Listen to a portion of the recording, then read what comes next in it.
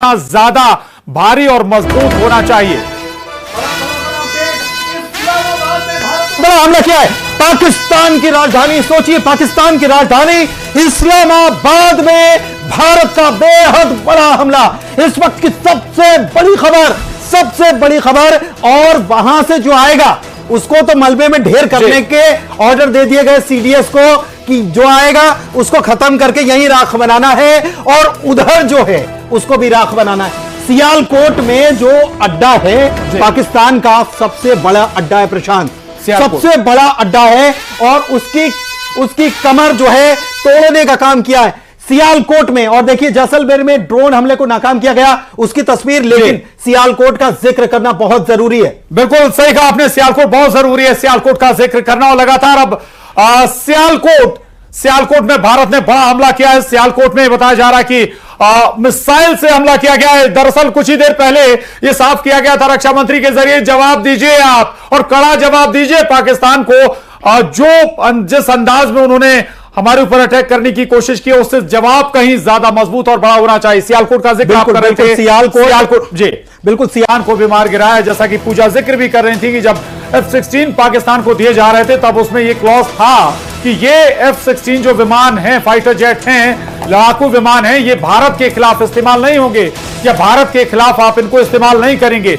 लेकिन पाकिस्तान कहां अपने वादे पर रहता है, कहां डिग रहता है। ये और बड़ी खबर भारत में पाकिस्तान, एक और बड़ी खबर इस वक्त की, पाकिस्तान का AWACS मार गिराया है। ये इस वक्त का बहुत बड़ा अपडेट आप तक पहुंचा रहे हैं। AWACS पाकिस्तान का भारत ने फिर एक बार मार गिराया है। ये इस वक्त का बहुत बड़ा अपडेट है। देखिए जिस तरीके से पहले 3 लड़ाकू विमानों को मार गिराया भारत की तरफ से पाकिस्तान के, और अब जिस तरीके से खबर सामने आ रही है कि AWACS को मार गिराया है भारत ने, ये बहुत ज्यादा बड़ा अपडेट है और पाकिस्तान के लिए बहुत बड़ी क्षति है।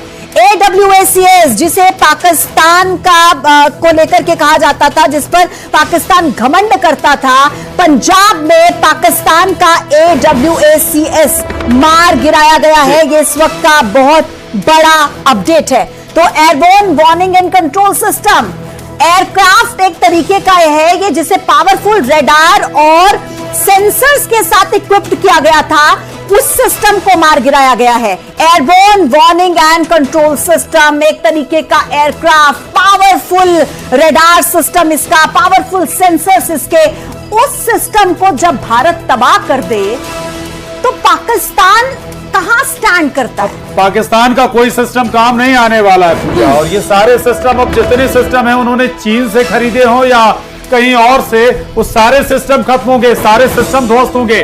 चाहे अब किसी भी देश से खरीदा हुआ लड़ाकू विमान, फाइटर जेट हमारे खिलाफ इस्तेमाल करें, उसे ध्वस्त होना तय है उसका।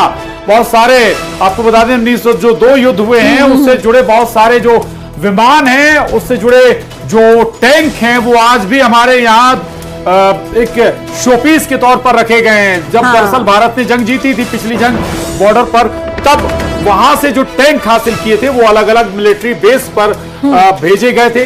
सागर शहर एक जहां मिलिट्री बेस है मध्य प्रदेश का, वहां एक पाकिस्तान से जीता हुआ फाइटर जेट, एक टैंक अभी भी रखा हुआ है। और ऐसे जहां जहां रेजिमेंट हैं वहां भेजे गए थे। जो रेजिमेंट उस युद्ध में शामिल हुई थी वहां पाकिस्तान से जीते फाइटर जेट और टैंक्स रखे गए थे। तो समझिए कि फिर ऐसे ताबूत के तौर पर रखे जाएंगे। अगर हमारे साथ डिफेंस एक्सपर्ट कोई मौजूद हो तो प्लीज मैं अपनी टीम से कहूंगी मुझे बताइएगा। राकेश सर क्या हमारे साथ इस वक्त कनेक्ट है? क्योंकि AWACS के बारे में जो पूरी जानकारी है वो बता पाएंगे कि कितना बड़ा नुकसान ये पाकिस्तान के संदर्भ में देखा जाए। क्योंकि प्रशांत, जिस तरीके से पहले एयर डिफेंस सिस्टम को तबाह किया गया, फिर उस कंट्रोलिंग सिस्टम को तबाह कर दिया जिससे पूरा रडार सिस्टम इनका ऑपरेट होता था, जिसे कंट्रोल किया जाता था, सेंसर्स जिसमें लगे थे, वो जब उसको नष्ट कर दिया जाता है, F-16 लड़ाकू विमान को, J-17 लड़ाकू विमान को, अब बचा क्या है पाकिस्तान के पास? मुझे यह भी समझना है और मुझे यह भी समझना है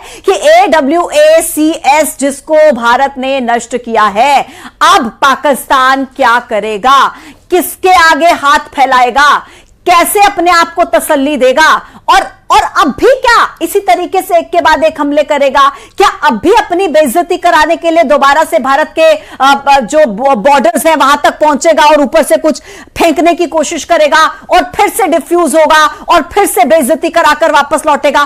क्या करेगा पाकिस्तान? देखिए, बेइज्जती कराने के लिए ही पाकिस्तान कहें तो हर बार बेइज्जती ही कराई है पाकिस्तान ने अभी राकेश सर, प्रशांत आप अपनी बात पूरी कीजिए पहले। जी ठीक है, मैं ये कह रहा हूं पाकिस्तान ने जितनी बार भारत को छेड़ने का प्रयास किया है या छेड़ने को कोशिश की है, हर बार उसने मात खाई है, हर बार बेइज्जत ही हुआ है। चाहे वो कारगिल हो, 1971 की बात हो, 1965 की बात हो, हर बार उसने मात खाई है, हर बार झटका ही लगा है। 2 बार जब उसने, अगर हम बात करें 2014 के बाद जो बड़े अटैक जम्मू कश्मीर में किए थे, उसके बाद एक बार सर्जिकल स्ट्राइक हुई, एक बार एयर स्ट्राइक हुई, तब भी हमने मारा। और तीसरी बार जब पहलगाम हमला किया, फिर हमने एयर स्ट्राइक की है। लेकिन इस बार शायद बेइज्जती ज्यादा हो गई पाकिस्तान की, बुरा ज्यादा लग गया पाकिस्तान को। अब बुरा लग गया है तो भले ही नुकसान हो जाए अपना, हमें कुछ तो करना है, अपनी जनता को जवाब देना है, बताना है, तो पाकिस्तान वही कर रहा है। लेकिन जानता है पाकिस्तान, हम फिर कटेंगे, फिर मार खाएंगे, फिर ये एक्चुअली ना प्रशांत ये सोच रहा है कि अब बेइज्जती हो ही गई है तो थोड़े अच्छे से करा ली जाए।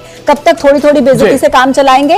राकेश सर, AWACS सिस्टम जिसको भारत ने नष्ट कर दिया है, पहले इनके एयर डिफेंस सिस्टम को और अब इस पूरे कंट्रोलिंग सिस्टम को, आप किस तरीके से देखते हैं सर? ये पाकिस्तान के लिए कितना बड़ा नुकसान है? बिल्कुल पूजा जी, आपने सही कहा। आपने थोड़ी देर पहले कहा था कि पाकिस्तान ने जो बेइज्जती कराई है वो सोच रहा कि और बेइज्जती करा लूं। तो ये तो आप सब लोग जानते हैं, पूरी देश की जनता जानती, पूरा विश्व जानता है कि पाकिस्तान ने हमेशा मुंह खाई और हमेशा बेइज्जती, और उनकी आवाम भी जानती है, उनकी जनता भी जानती है कि हमारी आर्मी में कोई ऐसा दम नहीं है। जो अगर बात करें हम ये डिफेंस सिस्टम भी तो हमारा बहुत मजबूत है, और खासकर जब से मोदी जी ने और भी पहले उत्तराखंड की सरकार ने इतना मजबूत किया है, तो हमारी सेना का हौसला बहुत ज्यादा बुलंद है। क्योंकि हम जब लड़ाई की तरतीब को किस तरीके से देखते हैं। जी चलिए, मैं लौटूंगा राकेश जी आपके पास। लेकिन वाकई भारत ने पाकिस्तान का अवाक सिस्टम यानी airborne warning and control system ध्वस्त कर दिया है। इससे पहले एयर डिफेंस सिस्टम ध्वस्त किया था पाकिस्तान का। और अगर हम कहें तो पाकिस्तान के पास अब कोई डिफेंस सिस्टम नहीं है, यानी भारत कहीं भी अटैक कर सकता है, किसी भी रूप में अटैक कर सकता है, ये पाकिस्तान को समझना होगा। लेकिन बावजूद पाकिस्तान बार बार छिड़ रहा है भारत को, बार बार अटैक करने की कोशिश कर रहा है। भारत के एयरबेस पर जो महत्वपूर्ण एयरबेस हैं या फिर मिलिट्री बेसेस हैं, उनको टारगेट करने की कोशिश कर रहा। बावजूद हमारे जो एयर डिफेंस सिस्टम्स हैं, आकाश और S-400, उन्होंने पाकिस्तान की मिसाइलों को हवा में ही मार गिराया, यानी भारत की सीमा में घुसने से पहले ही उन्हें खत्म कर दिया, हवा में ही बर्बाद कर दिया। और अब ये airborne warning and control system, जो कि एक एयरक्राफ्ट के तौर पर बनाया जाता है, यह सिस्टम बहुत ही पावरफुल रडार सिस्टम होता है, इसे भी भारत ने ध्वस्त कर दिया। यानी कि पाकिस्तान का एक और सुरक्षा कवच खत्म हो गया, सुरक्षा कवच ध्वस्त हो गया है। ये पाकिस्तान के लिए वाकई बहुत बड़ी क्षति है, बहुत बड़ी तबाही के तौर पर भी इसे देखा जाना चाहिए। जब कोई देश युद्ध में चला जाए और उसका डिफेंस सिस्टम अगर कमजोर हो जाए तो कहा जाता है कि आधा युद्ध तो आप पहले ही हार गए, जहां आधा युद्ध आपने पहले ही गंवा दिया। और पाकिस्तान के जो सुरक्षा कवच हैं वो एक के बाद एक खत्म होते हुए नजर आ रहे हैं। पहले एयर डिफेंस सिस्टम खत्म किया पाकिस्तान का ड्रोन अटैक के जरिए, और अब पाकिस्तान का ये airborne warning and control system भी ध्वस्त कर दिया है, बर्बाद कर दिया है भारत ने। तो मानिए कि पाकिस्तान के लिए परेशानी कहीं ज्यादा बढ़ती हुई नजर आ रही है।